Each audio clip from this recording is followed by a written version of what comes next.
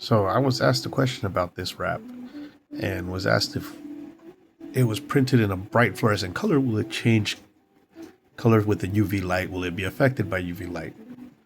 Somewhat, but if you get fluorescent inks, that works better.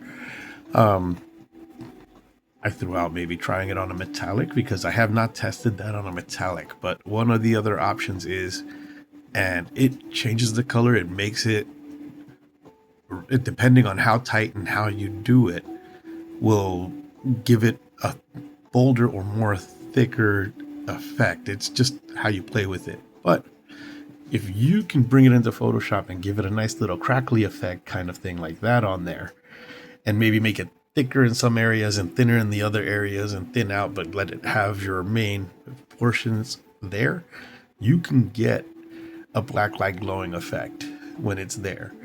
And with the light crackling, you don't really notice it because the color is going to overpower it. And then when it glows, you're going to see it. So it's also, if you want to play around with things, it's also about knowing the medium that you're working with. Because it's, like I say, with any good artist, you should definitely work with what you're using so you know how and what you can produce with it, or play around with it to where it does something unique that you don't see anywhere else. So that's one of the other options that I kind of threw out there of what they could do. But add that, give that around the wheel wells or something like that, just and have it fade out or get thinner. Play around with it, have some cool effects.